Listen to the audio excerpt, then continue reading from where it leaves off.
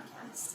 So, I know I missed last week's upload due to the passing of my childhood dog, but today we are back, and I'm so happy to be back and talking to you guys. And with the rest that I had this past week and the time I had to just grieve and mourn the loss of my dog, it just gave me the perfect opportunity to talk about rest and grief in the Bible. So this episode might be a little bit shorter, but it is something that is extremely important because we can't burn ourselves out. It is so important to rest, and it's a biblical practice as well. So I want to just kind of do more of a Bible study style again today, and I'm going to be reading two parts of Scripture. So I'm going to be starting off in John 11, and it is the story about Lazarus and Jesus raising him from the dead. Okay, so John 11 is a little bit longer, but I do think that the story is just so important and just really encompasses how important it is to rest and take time for yourself in time of loss and mourning and grief. Okay, so John 11, I'm going to be reading verses 1 through 44. It starts. A man named Lazarus was sick. He lived in Bethany with his sisters, Mary and Martha. This is the Mary who later poured the expensive perfume on the Lord's feet and wiped them with her hair. Her brother, Lazarus, was sick. So the two sisters sent a message to Jesus, telling him, "Lord, your dear friend is very sick." But when Jesus heard about it, he said, "Lazarus' sickness will not end in death. No, it happened for the glory of God, so that the Son of God will receive glory from this." So although Jesus loved Mary, Martha, and Lazarus, he stayed where he was for the next 2 days. Finally, he said to his disciples, "Let's go back to Judea." But his disciples objected. "Rabbi," they said, "only a few days ago the people in Judea were trying to stone you. Are you going there again?" Jesus replied, "There are 12 hours of light every day. During the day, people can walk safely. They can see because they have the light of this world. But at night there is danger of stumbling because they have no light." Then he said, "Our friend Lazarus has fallen asleep, but now I will go wake him up." The disciples said, "Lord, if he is sleeping, he will soon get better." They thought Jesus meant Lazarus was simply sleeping, but Jesus meant Lazarus had died. So he told them plainly, "Lazarus is dead, and for your sakes I'm glad I wasn't there, for now you will really believe. Come, let's go see him." Thomas, nicknamed the Twin, said to his fellow disciples, "Let's go too and die with Jesus." When Jesus arrived at Bethany, he was told that Lazarus had already been in his grave for 4 days. Bethany was only a few miles down the road from Jerusalem, and many of the people had come to console Martha and Mary in their loss. When Martha got word that Jesus was coming, she went to meet him. But Mary stayed in the house. Martha said to Jesus, "Lord, if only you had been here, my brother would not have died. But even now, I know that God will give you whatever you ask." Jesus told her, "Your brother will rise again." "Yes," Martha said. "He will rise when everyone else rises, at the last day." Jesus told her, "I am the resurrection and life. Anyone who believes in me will live even after dying. Everyone who lives in me and believes in me will never even die. Do you believe this, Martha?" "Yes, Lord," she told him. I have always believed you were the Messiah, the Son of God, the one who has come into the world from God." Then she returned to Mary. She called Mary aside from the mourners and told her, "The teacher is here and wants to see you." So Mary immediately went to see him. Jesus had stayed outside the village at the place where Martha met him. When the people who were at the house consoling Mary saw her leave so hastily, they assumed she was going to Lazarus' grave to weep. So they followed her there. When Mary arrived and saw Jesus, she fell at his feet and said, "Lord, if only you had been here, my brother would not have died." When Jesus saw her weeping and saw the other people wailing with her, a deep anger welled up within him, and he was deeply troubled. "Where have you put him?" he asked. They told him, "Lord, come and see." Then Jesus wept.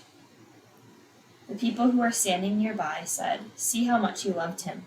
But some said, "This man healed a blind man. Couldn't he have kept Lazarus from dying?" Jesus was still angry as he arrived at the tomb. A a cave with a stone rolled across its entrance. "Roll the stone aside," Jesus told them. But Martha, the dead man's sister, protested. "Lord, he has been dead for 4 days. The smell will be terrible." Jesus responded, "Didn't I tell you that you would see God's glory if you believe?" So they rolled the stone aside.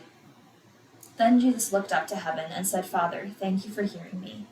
You always hear me, but I said it out loud for the sake of all these people standing here, so that they will believe you sent me." Then Jesus shouted, "Lazarus, come out." And the dead man came out, his hands and feet bound in grave cloths, his face wrapped in headcloth. Jesus told them, "Unwrap him and let him go." When I was just talking to Jesus and I was talking to God and I was saying, I don't know if I can record an episode for this podcast. I don't know if I can edit. I don't know if I can get one out on Tuesday. This story was brought to my mind. God told me, "Gracie, even Jesus wept when Lazarus died, and Jesus knew that he was going to bring him back to life. He knew that he would resurrect Lazarus. He knew that Lazarus and him would be able to talk again very, very soon, and that he knew that plan, yet he still took the time to cry because of how much he cared and loved for Lazarus." And so it really just put it in perspective for me that it's okay to take time to rest, to grieve, and to mourn. Even though in this case it was a human, in my case it's a dog. My dog meant so much to me.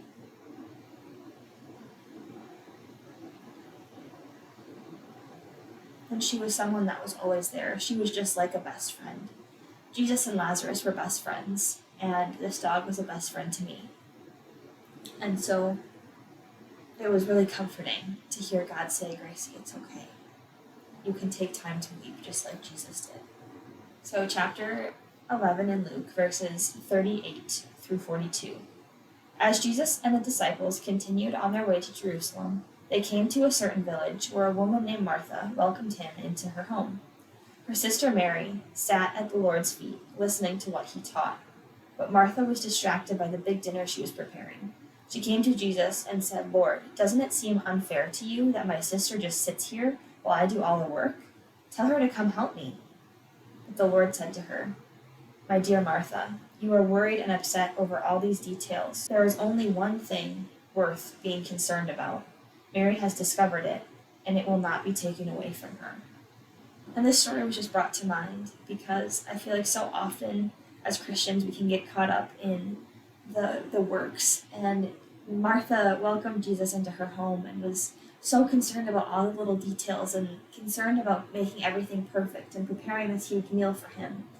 Meanwhile, her sister, Mary, she was getting so frustrated with because Mary was just taking the time to sit at the feet of Jesus and listen to all of the wisdom that he had and everything he had to say.